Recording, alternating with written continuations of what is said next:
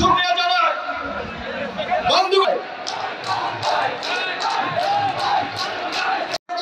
নোয়াখালী জেলা শ্রমিক দলের বিপ্লবী সভাপতি 9 নম্বর ওয়ার্ডের সাবেক কাউন্সিলর নোয়াখালী পৌরসভার থেকে এবং এখানে হাসিনার 5 আগস্টের পর শেখ হাসিনার এই ঘাটে তার ফাঁসির দাবিতে তারা একটা সমাবেশ করেছিল। সেই সমাবেশে আমাদের অ্যাডভোকেট আব্দুর রহমান সাহেব ছিলেন নাকি? কোনো মোটরসাইকেল শোডাউন ছিল না, নিজের গাড়িতে করে নিজের বাড়িতে গিয়েছে। আসার সময় আজকে যেভাবে আপনারা কেউ লাল টুপি, কেউ নীল টুপি, কেউ সাদা টুপি মাথা দিয়ে মিছিল নিয়ে এসেছেন, সেদিন জামালউদ্দিন গাজীও সমীরহাট থেকে হাজার হাজার লোক নিয়ে সেই দিন লাল টুপি মাথা দিয়ে মিছিল করে সেই সুবর্ণ সেই থাটলাটে মিলে গেছে। দুর্ভাগ্য আমাদের ষড়যন্ত্র থেমে নাই, কারণ ষড়যন্ত্রকারীরা কখনো জনগণকে সামনে আসতে তারা সাহস করে না, তারা আড়ালে আবডালে ষড়যন্ত্র পরিণত হতে চায়।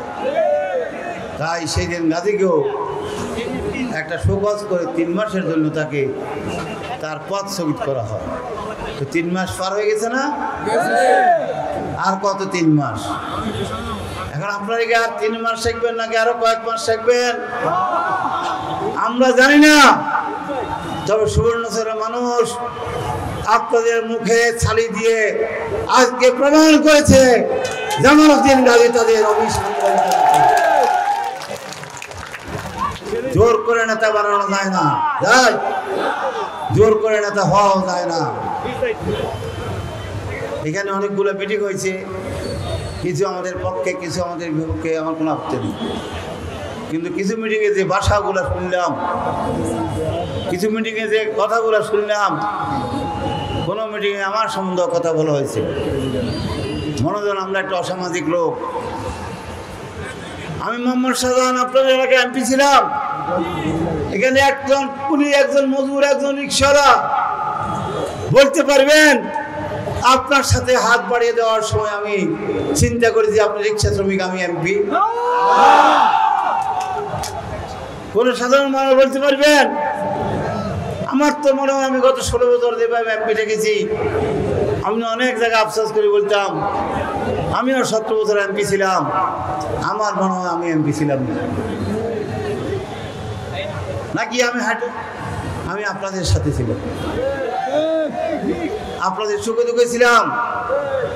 আর আমার সঙ্গে বলা হয় আমি নাকি কারোর সাথে কথা বলি নাই, কারো নাকি কি বলছি, কেন জানি এসব কথা বলা আমি জানি না। আমি তাদেরকে বেশি কিছু বলবো না, আমি শুধু আজকে বলবো, আজকে নুসরাত জব্বার কলেজের মাঠের জনসভা থেকে অভিজ্ঞতা অর্জন করে আল্লাহর রাস্তে এই এলাকার বিএনপিকে দ্বিধা ব্যক্ত করবেন না।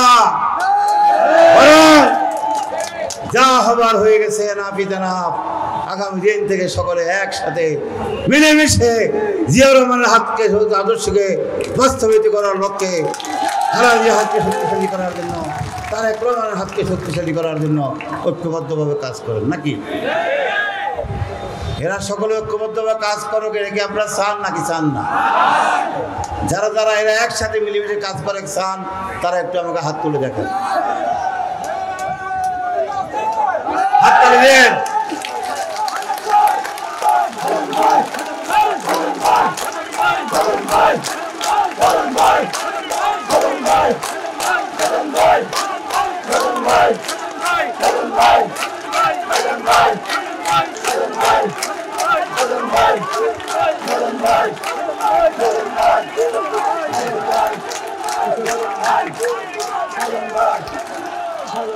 আল্লাহ আপনাদের হাত তোলাকে আল্লাহ কবুল করুক, আপনাদের মনের বাসনাকে আল্লাহ পূরণ করুক। কারণ আপনারা সাধারণ মানুষ, কথায় কথা আছে। আমার মনে আছে আমি যখন এমপি ছিলাম, এই আমাদের হারিচৌধুরী বাজারের এই মোড়ে এই যে 0 পয়েন্ট আছে না, এই 0 পয়েন্টের রাস্তার পশ্চিম দিকে আমাদের কিছু নেতা বসতো, আবার রাস্তার পূর্ব দিকে আমাদের কিছু দলের নেতা বসতো নাকি? আমি অনেক সময় গণসংযোগ আসতাম, আমার একটা অভ্যাস ছিল, আমি হাঁটতে হাঁটতে হঠাৎ করে আমি পিছনে সরে যেতাম। অনেকে বলছিল আপনি সামনে থেকে কেন পিছনে সরে যান। আমার পিছনে সরে যাওয়ার অন্য একটা কারণ ছিল, কারণ সামনে তো সব নেতা, এই নেতাদের থেকে তো আমি সত্য পাবো না। পিছনে তো সাধারণ মানুষ, পিছনে গেলে তাদের সাথে হাত মিলালে কথা বললে অনেক সত্য তারা আমার কাছে বলবে। অনেক বৃদ্ধ চোখের পানি ফেলে আমাকে বলেছে, এমপি সাহেব আপনি এসে এত কষ্ট করে যান দলটাকে সংগঠিত করার জন্য, আর আপনি চলে যাওয়ার পর এরা একের বিরুদ্ধে একে বিষোদ্গার করে আপনার কি ক্ষতি করে আপনি চিন্তা করতে পারেন। আজকের এখানে স্পষ্টভাবে বলতে চাই, যাদের অভ্যাসের পরিবর্তন হয় নাই আগামী দিনের বিএনপিতে তাদের কোনো প্রয়োজন না, কোনো প্রয়োজন না। আপনার ব্যক্তিগত সুবিধার জন্য আপনি একজনের বিরুদ্ধে কুৎসা করে দলকে বিভক্ত করবেন, এটা কি দলের স্বার্থে কাজ? নানান লোক এখানে কত অভিজ্ঞতার বলবো, যাক আর বেশি কথা না বাড়িয়ে আমি বলবো একটা কারণে, যে কারণে আসছি সেটা বলতে চাই। আমি তো অসুস্থ ছিলাম, নাকি আপনারা জানতেন না? ব্যাংকক হাসপাতালে প্রায় 6 মাসের মতো ছিলাম, এর মধ্যে আমি 28 দিন লাইফ সাপোর্টে ছিলাম। আপনারা অনেকে লাইফ সাপোর্ট বুঝেন নাকি? লাইফ সাপোর্ট যখন একটা লোক মাঝে কি মরবে না জীবন সন্ধিক্ষণে যায়, তখন ডাক্তাররা তাকে একটা সাপোর্ট দিয়ে রাখে, কৃত্রিম শ্বাস প্রশ্বাস, কৃত্রিম ফুলফুটের কাজ, কৃত্রিম হার্টের অ্যাক্টিভিটি যেগুলো রাখি, যন্ত্র দ্বারা এই সমস্ত কাজগুলো সমাধান করে তাকে রাখে, সে যেন আল্লাহ দিয়ে হয়তো বাঁচবে, না হলে বাঁচবে।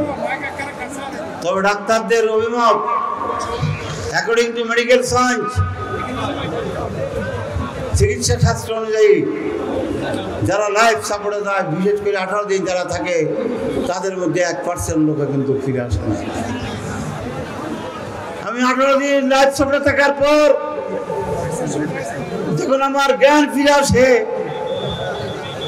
আমি যখন আমার স্ত্রীর সাথে কথা বলি, আমার সন্তান সবুজ এখানে আছে, যখন তার সাথে কথা বলি, আমার বড় মেয়ে ডাক্তার, সে আমার সাথে ছিল, যখন তাদের সাথে একটু একটু কথা বলার যখন জ্ঞান ফিরে পেয়েছি, তারা আমাকে বলেছে, আব্বু ভয় করবেন, আল্লাহ তোমাকে বাঁচিয়ে রাখবে। আমি বললাম, তোমাদের এত আত্মবিশ্বাসের কারণ কি? বললে যে আমাদের আত্মবিশ্বাসের কারণ, তুমি যখন লাইফ সাপোর্টে ছিলা, তোমার নির্বাচনের এলাকার ধর্ম নির্বিশেষে লক্ষ লক্ষ মানুষ হাত তুলে তোমার জন্য আল্লাহর কাছে দোয়া চেয়ে, তাই আজকে আমি শুধু বিএনপিকে নয়, অন্যান্য দলের যারা আমার জন্য দোয়া করেছেন, আমার সহানুভূতি প্রকাশ করেছেন, আমি রোগ থেকে মুক্তি পাই আল্লাহর কাছে সেই কথা বলেছেন, তাদেরকেও আমি ধন্যবাদ দিই, তাদের কাছে কৃতজ্ঞ। আজকে এসেছি আপনাদের কাছে কৃতজ্ঞতা প্রকাশ করার জন্য। আরেকটি ঘটনা, আমি যখন 25 তারিখে প্রথম নোয়াখালীতে আসি, আপনারা এই সুবর্ণচর থেকে কত দূর, এখান থেকে কষ্ট করে হাজার হাজার মানুষ সেই দিন আমাকে এক নজর দেখার জন্য আপনার মাঝে গিয়েছিলেন। এরপর আর আমি আসি নাই, আজকে আসছি, তাই আমি আপনাদের কাছে কৃতজ্ঞতা প্রকাশ করতে এসেছি। আপনাদের ঋণ,